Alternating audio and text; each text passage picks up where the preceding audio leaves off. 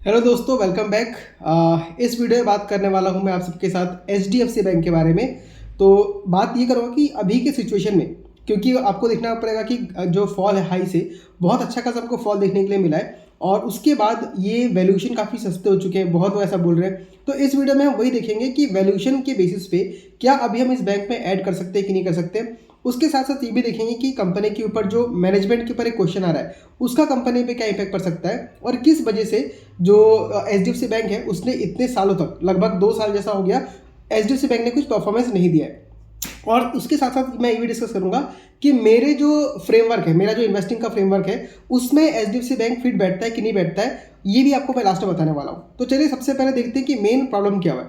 तो सबसे बड़ा प्रॉब्लम तो ये हो गया है कि जब इनका मर्जर हो गया तो मर्जर होने के बाद इनका जो लोन टू डिपॉजिट रेशियो है, मतलब कितना इनके पास डिपॉजिट है और कितना इनके पास लोन है, तो वो जो था वो 110% पहुंच गया। अब ये जो लोन टू डिपॉजिट रेशियो है ये बहुत हाई है और जनरली आरबीआई बोलता है कि आपका 80 से 90% के बीच में रहे तो ठीक है, उससे ज़्यादा अगर हो तो ये रिस्की बन जाता है। अब इसका मतलब समझते हैं तब आपको ये भी समझ में आएगा कि रिस्की क्यों है।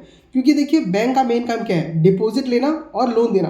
तो जो भी बैंक लोन देती है वो खुद का पैसा नहीं होता है उसका, वो जो डिपॉजिट ले रही है, जैसे मैंने अगर 100 रुपये डिपॉजिट किया और अगर इस बैंक ने 100 रुपये लोन दिया हुआ है, तो वो जो लोन उसने दिया है वो मेरे पैसे को लोन दिया है। क्योंकि कंपनी मुझे क्या करती है, जो एचडीएफसी बैंक होगा मुझे इंटरेस्ट रेट देगी 2-3%, और जिसको वो लोन दे रही है उससे वो कम से कम लेगा 10-11-12% जो भी होता है। तो मुझे 2% दे दिया और वहाँ पे उसने 11% कमाया, फिर खर्चा वर्चा काट के उन लोगों का 4-5% तक का मार्जिन निकलता है। तो इस तरीके का बैंक का जो पूरा सिस्टम है। अब यहाँ पे प्रॉब्लम क्या है, मान लीजिए मैंने 100 रुपये बैंक को दिया है और बैंक ने वो 100 रुपये लोन पे दे दिया।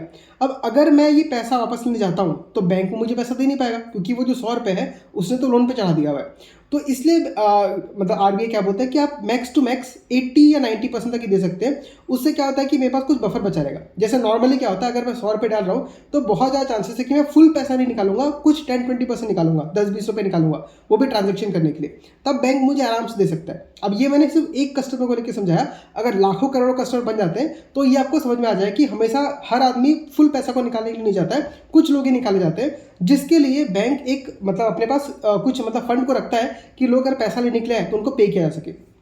तो पहला प्रॉब्लम तो ये हो गया कि उनका जो लोन डिपॉजिट रेशियो है वो 110% पहुंच चुका है। मतलब उनके पास 100 रुपये का डिपॉजिट है तो 110 रुपये का उन्होंने लोन दे दिया है। तो ये एक बहुत ही रिस्की सिचुएशन है, जिसकी वजह से आरबीआई ने बोला उनको कि आप इस रेशियो कम कीजिए।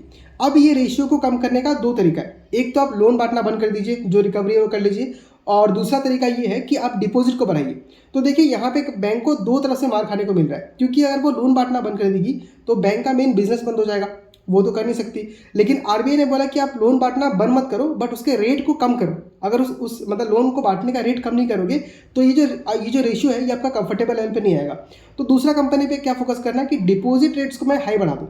अब यहाँ पे अगर कंपनी को डिपॉजिट उठाना है बैंक को, तो क्या करना पड़ेगा, उसको हाई इंटरेस्ट रेट देना पड़ेगा। ऐसे मान लीजिए मैं डिपॉजिटर हूँ और मुझे 1 लाख रुपये जमा करना है, तो मैं उस बैंक के पास जाऊंगा जो मुझे ज़्यादा बेटर इंटरेस्ट रेट दे रहा होगा, या मेरे पे डिपेंड करता है कोई भी।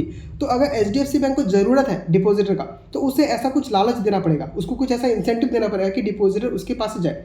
तो यहाँ पे दो तरफ से क्यों उसको मार मिल रहा है। एक तो ये है कि आप डिपॉजिट बढ़ाइए और दूसरा आपको लोन कम करना है। तो दोनों तरफ से उसको ये मार मिल रहा है। बैंक का मेन काम क्या होना चाहिए कि डिपॉजिट जितना बढ़ रहा है उससे थोड़ा स्पीड से उसका क्या बढ़े, लोन बुक बढ़े, क्योंकि मेन इनकम सोर्स क्या है, उसका लोन बुक है।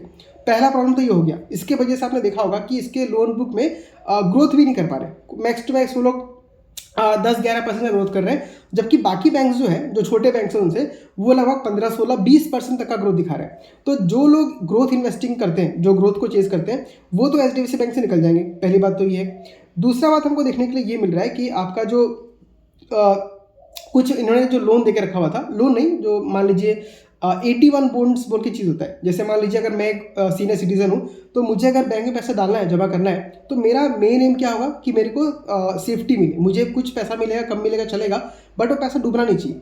बट 81 बॉन्ड्स क्या होता है, वो ऐसे रिस्की कंपनीज के बॉन्ड्स होते हैं जो कि डिफॉल्ट भी कर सकते हैं। 81 बॉन्ड्स रिस्की होता है। तो वैसा बॉन्ड्स इन्होंने कुछ लोगों को डिस्ट्रीब्यूट कर दिया था, जो कि आपका अगर देखा है तो मतलब कैसे बताऊँ, एक मॉरली सही चीज़ नहीं है। तो इसके ऊपर क्या है, जो फॉरेन के इन्वेस्टर्स हैं वो काफ़ी ज़्यादा इसमें से एग्जिट कर रहे हैं, क्योंकि वो लोग ये सब चीज़ को बहुत ज़्यादा ट्रैक करते हैं। ESG बोल के चीज़ होता है जिसको बहुत अच्छे से ट्रैक करते हैं। तो ये आपका समझ में आ गया।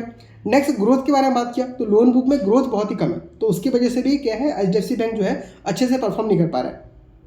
नेक्स्ट अभी देखते हैं इसका इतना गिरने के बाद से इसका वैल्यूएशन थोड़ा बहुत कंफर्टेबल हुआ है, क्योंकि अगर मैं इसका प्राइस टू अर्निंग देखूंगा तो लगभग चेक करना पड़ेगा मुझे 20 के आसपास घूम रहा है, और इसका जो ग्रोथ रेट है वो लगभग 12-13% के आसपास है। तो क्योंकि HDFC बैंक एक इतनी बड़ी बैंक हो चुकी है जो फेल नहीं हो सकता, तो इसमें सेफ्टी तो आपको अच्छा खासा मिलेगा ही। बट यहाँ पे अगर आपको ग्रोथ इन्वेस्टिंग करना है, अगर आप सोचते हैं कि मैं HDFC बैंक में पैसे डाल के बहुत ज़्यादा पैसा कमा सकता हूँ, 4-5 गुना कर सकता हूँ, तो वो यहाँ पे पॉसिबल नहीं है, बिल्कुल पॉसिबल नहीं है। आप 10-20 साल रखोगे तो हो सकता है कि आपका पैसा 3-4 गुना हो जाए, बट उसके शॉर्ट टर्म में वो पैसा उतना नहीं बढ़ेगा, क्योंकि आपका ये 12% से ही ग्रो कर पा रहा है। तो क्योंकि बैंक बहुत अच्छा बन चुका है, प्रूव कर चुका है, इसलिए थोड़ा बहुत प्रीमियम मिलेगा, और जिनको सेफ रिटर्न चाहिए वो लोग HDFC बैंक में आके इन्वेस्ट कर सकते हैं। बट अगर आपको अच्छा ग्रोथ चाहिए, आपका कैपिटल छोटा है, आपको बहुत ज़्यादा ग्रो करना है, तो HDFC बैंक आपके लिए सही नहीं है, मेरे लिए भी HDFC बैंक सही नहीं है।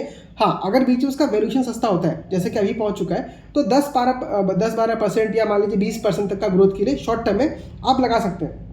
लेकिन ये मेरा ओपिनियन है, ऐसा हो ही जाएगा मुझे लगता नहीं है, मैं तो खुद भी नहीं लगा रहा हूँ, क्योंकि भले ही उसका वैल्यूएशन सस्ता हो चुका है, बट अगर उस कंपनी में ग्रोथ ही नहीं है, मेन हम स्टॉक मार्केट में क्यों पैसा लगाते हैं, ताकि हमारा कैपिटल ग्रो करे, ठीक है।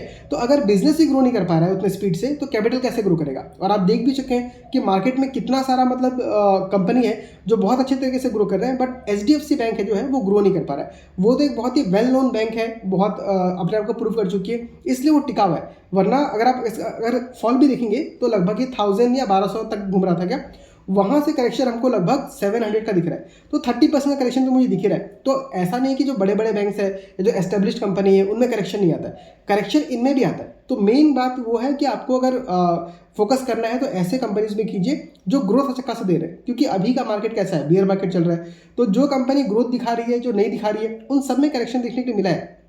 लेकिन जिस दिन बुल मार्केट आएगा, जब सब लोग वापस आएंगे खरीदने के लिए, आज नहीं तो कल उनको आना ही पड़ेगा, तब जो हाई ग्रोथ वाले स्टॉक्स हैं वो ऐसा भागेंगे ना कि आपके होश उड़ जाएंगे।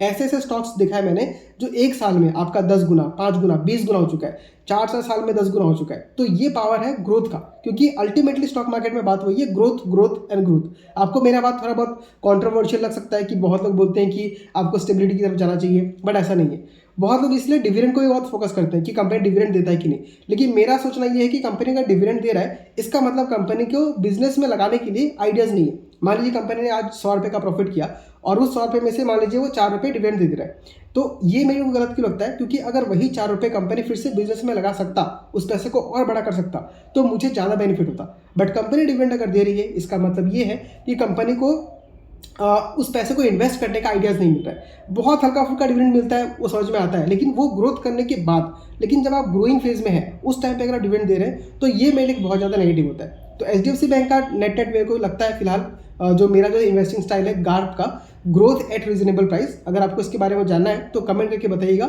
मैं डिटेल में वीडियो बनाऊंगा इसके ऊपर विद एग्जांपल्स कि कैसे मैं इस स्ट्रेटेजी के थ्रू स्टॉक्स को ढूंढता हूं जो काफ़ी अच्छे तरीके से हमको मल्टी बैगर रिटर्न बना के दे सकते हैं। तो गार्प स्ट्रेटेजी के अकॉर्डिंग भी देखूँ तो HDFC बैंक फिलहाल उस स्ट्रेटेजी फिट नहीं बैठता है, उसमें मुझे मतलब ऐसे इंडिकेशंस मिल रहे हैं कि मैं यहाँ पे इन्वेस्ट नहीं करूँगा। हाँ, अभी देखिए मार्केट काफ़ी अच्छा खासा गिर चुका है, बट हमको ये लगता है कि अगर मार्केट गिर गया और स्टॉक्स में पैसे लगा दूँ तो बहुत गिर सकता है। तो इसके लिए मेरे पास बहुत कैसे बताओ रामबाण इलाज है, मतलब जिसमें आपका अगर पैसा गिरता भी है तो आपको अल्टीमेटली वो रिकवर करके देगा और बहुत अच्छा रिकवरी करके देगा। तो आप सिंपली इंडेक्स फंड्स में भी लगाइए। मैं खुद अभी निफ्टी 20, बैंक 20 में भर के इन्वेस्ट कर रहा हूँ। इनफैक्ट मैंने तो लेवरेज लेके भी इन्वेस्ट किया हुआ है, बट हाँ वो लेवरेज को मैं मैनेज कर सकता हूँ, इसलिए मैं उसको ले रहा हूँ, मैं उसको प्रमोट नहीं करता हूँ। आपको लेवरेज तभी लेना है जब आप स्टॉक मार्केट के बिना उस लेवरेज को सर्विस कर सकते हैं, मतलब उस लोन को अगर आप खुद से पे कर सकते हैं खुद के इनकम से, तब आपको वो लोन लेना चाहिए, वरना स्टॉक मार्केट कितना गिरेगा कोई बोल नहीं सकते। तो ये था मेरा HDFC बैंक के ऊपर व्यूज़। अगर आपका व्यूज़ मुझसे कुछ अलग है तो कमेंट करके बताइए, और अगर वीडियो आपको अच्छा लगा है तो इस वीडियो को लाइक कीजिए, कमेंट कीजिए, सब्सक्राइब कीजिए चैनल को, और दोस्तों के साथ शेयर भी कीजिए।